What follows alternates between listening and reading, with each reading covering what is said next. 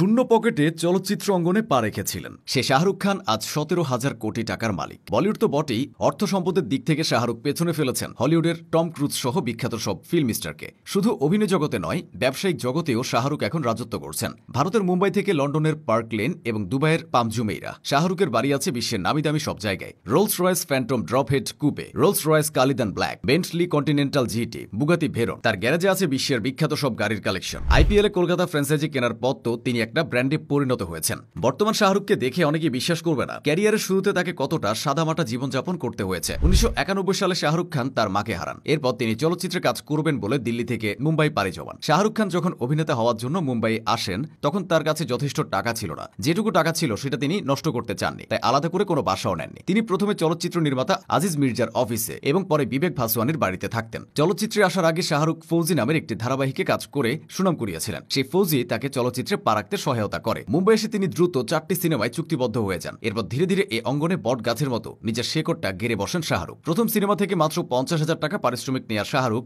ধীরে ধীরে আয় বাড়ান। 3 দশক পরে এসে তিনি একটি সিনেমার জন্য 100 কোটি টাকারও বেশি নিচ্ছেন। তবে সিনেমা করে এত অর্থ সম্পদ তার হয়নি, সেটা কোনোদিনও সম্ভব না। তিনি নিজেকে শুধু অভিনয় জীবনে আবদ্ধ রাখেননি, নাম লিখিয়েছিলেন চলচ্চিত্র ব্যবসায়। সেটা শুরু হয়েছিল বান্ধবী জুহি চাওলার সঙ্গে। তার সঙ্গে ছিলেন আজিজ মির্জা নামের আরও একজন। কিন্তু সেই ব্যবসা খুব বেশি দূর এগোতে পারেনি। পরবর্তীতে স্ত্রী গৌরীকে নিয়ে শাহরুখ শুরু করেন তার রেড চিলিস এন্টারটেইনমেন্টের যাত্রা। এই প্রতিষ্ঠানের পরিধি এখন অনেক বেশি বিস্তৃত। বিশ্বব্যাপী চলচ্চিত্রের সৃজনশীল বিকাশ, উৎপাদন, বিপণন, বিতরণ, লাইসেন্সিং, মার্চেন্ডাইজিং করে থাকে কোম্পানিটি। গণমাধ্যম থেকে পাওয়া তথ্য অনুযায়ী এই কোম্পানির বাৎসরিক আয় কম বেশি 500 কোটি রুপি। রেড চিলিজের অধীনে আরেকটি নামকরা প্রতিষ্ঠান আছে, সেটি ভিএফএক্স স্টুডিও। এই দুই প্রতিষ্ঠানের কার্যক্রম ছাড়াও বিভিন্ন আন্তর্জাতিক প্ল্যাটফর্ম ও প্রতিষ্ঠানে শুভেচ্ছা দূত হিসেবে যুক্ত শাহরুখ। দুবাই ভিত্তিক একটি আবাসন কোম্পানির সঙ্গে তার অংশীদারিত্ব রয়েছে। সমুদ্র পারে তারা গড়ে তুলেছেন SRK বুলেভার্ড। ক্রিকেটে কলকাতা নাইট রাইডার্স টিমের বাইরে শাহরুখ খানের আরও বিনিয়োগ রয়েছে। সিপিএল এ ট্রিনবাগো নাইট রাইডার্স, IL-20 তে আবুধাবি নাইট রাইডার্স ও মেজর লিগ ক্রিকেটে লস অ্যাঞ্জেলস নাইট রাইডার্স দলের মালিকানায় তিনি আছেন। এসব বিনিয়োগের মূল্য 740 কোটি রুপি বলে ধারণা করা হয়। বিজ্ঞাপনের বাজারেও